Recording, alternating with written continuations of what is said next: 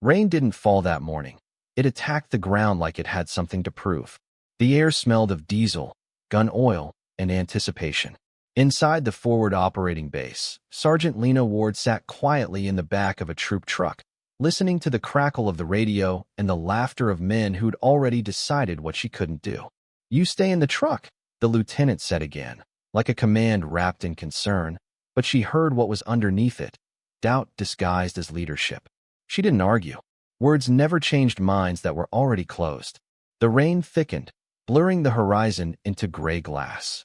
Somewhere beyond it, the live-fire drill was unfolding, bullets echoing faintly through the storm. Lena adjusted her gloves, eyes scanning the wet rifles stacked against the walls. Every sound, the hiss of the downpour, the metallic click of safeties disengaged, pressed against her patience. She'd been trained to handle trauma, not ego. But silence, she'd learned, was sometimes the sharpest weapon. Outside, thunder rumbled like a warning. Inside, she waited, calm but alert. Orders were orders, yes, but so was instinct. And somewhere deep inside her, a quiet truth whispered. Sometimes staying still is the most dangerous choice you can make. Long before she ever wore a uniform, Lena Ward learned the anatomy of chaos on a wind-torn ranch in Wyoming.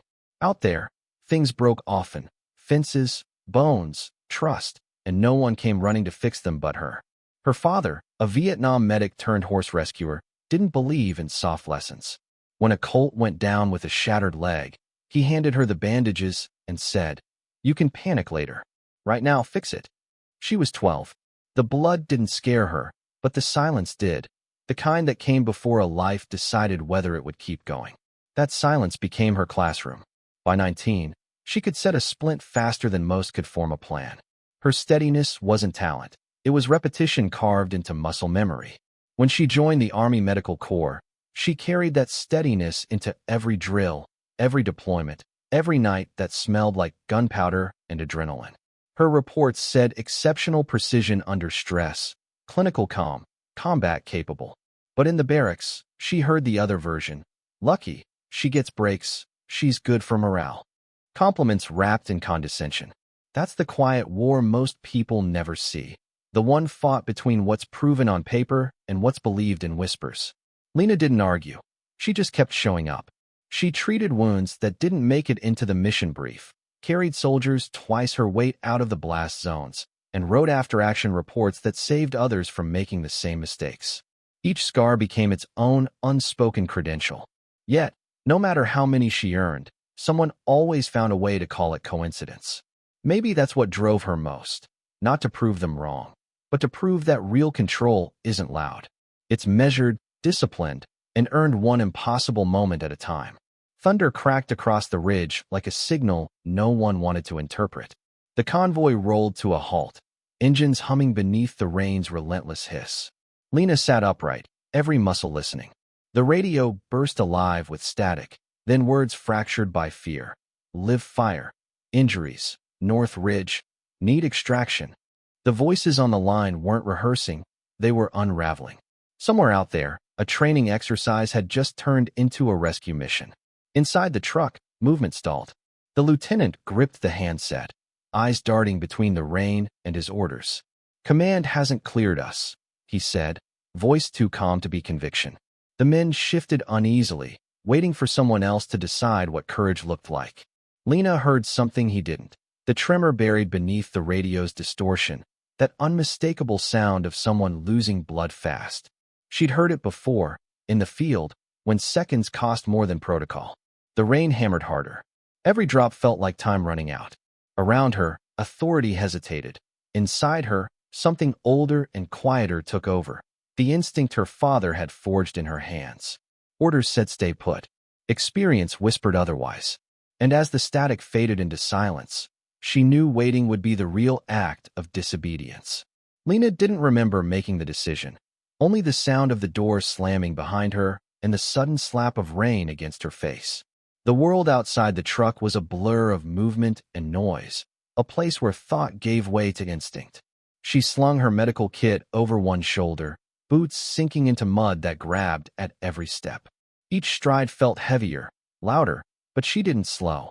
The ridge ahead flickered with muzzle flashes, sharp and white against the storm. Gunfire cracked through the air, but the rhythm of her breathing stayed steady. In, out, assess, move, stabilize. She crested the rise and saw the chaos unfold.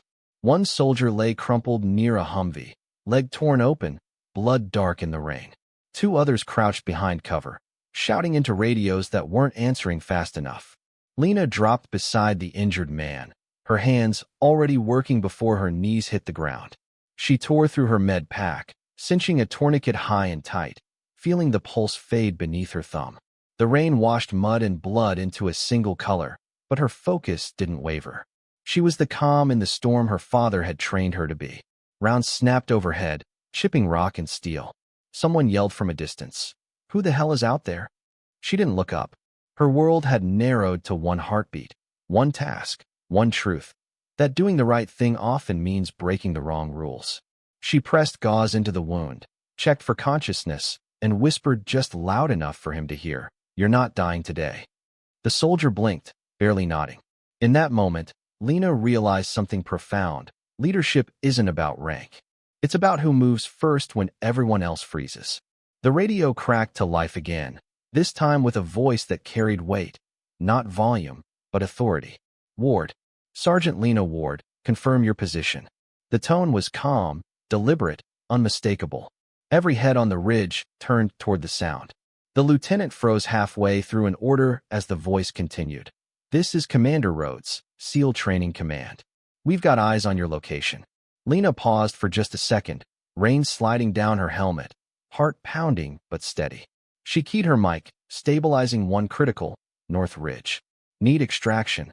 There was a short silence, then Rhodes spoke again, quieter now, but even more commanding.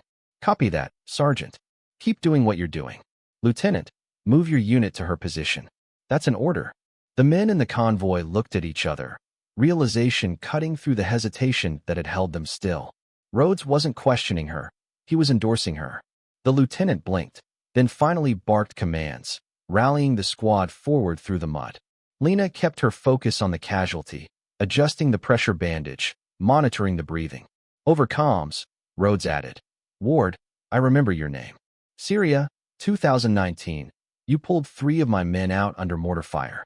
I told the medics like you don't wait for permission." For the first time that day, Lena allowed herself a breath that wasn't anchored in restraint. Validation didn't come from applause or approval. It came from recognition, from someone who knew exactly what it cost to step forward alone. Rain came down in thick, slanting sheets now, the kind that blurred the line between horizon and sky. Lena's radio hissed with overlapping voices, coordinates, and clipped orders, but her tone never changed. Calm, controlled. She moved between bodies with her med kit open, gloves slick, eyes scanning for what mattered most: airway, bleeding, circulation. Commander Rhodes coordinated from the operations tent, his voice cutting through the storm with clarity that anchored everyone else. "Ward, call your extractions. You have priority." She pressed her hand to a corporal's shoulder wound, sealing the pressure as she called in the medevac bird. The lieutenant's voice came through next, finally decisive. "All units, follow Sergeant Ward's lead." It was an unspoken admission, a reversal that said more than an apology ever could. Lena directed stretcher teams, set triage tags, and moved on to the next soldier without pause. Her world had narrowed to pulse rhythms and blood loss, the human details that never cared about rank. By the time the chopper blades thundered overhead, the field was chaos under control, soldiers moving with purpose, guided by her voice. 2 men lived because she refused to wait. When the last stretcher lifted into the aircraft, she finally stood still. The storm had washed the range into rivers of red clay, rain streaking down her face like salt water. Hours later, she walked back into the base, soaked to the bone, boots leaving wet prints on the concrete floor. The lieutenant looked up from the map table as she entered. No one spoke. He straightened, stepped forward, and saluted. Lena paused, nodded once, and kept walking. Outside, the rain hadn't stopped. It just sounded different now. Softer, like recognition instead of doubt. Days later, the chaos had faded into routine again. Reports filed, uniforms cleaned, and silence filling the space where adrenaline once lived. Lena sat on her bunk polishing the same medic shears she'd carried through 3 deployments when the message came through. Short, direct, and unmistakably him. You have a spot with us anytime. Rhodes. She stared at it for a long moment, not out of disbelief, but out of understanding.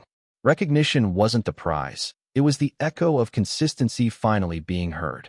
She didn't tell anyone about the message. She didn't frame it or save it to prove anything later. She just smiled, small, private, real. Somewhere between exhaustion and clarity, she realized she had stopped needing to convince anyone. The work had done it for her. The rain that once mirrored isolation now felt like baptism, washing off the doubt she'd carried for too long. The narration would close softly here, in the tone of someone who has nothing left to prove.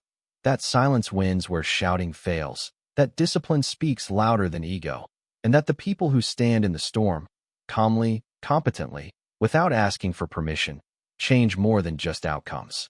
They change the standard.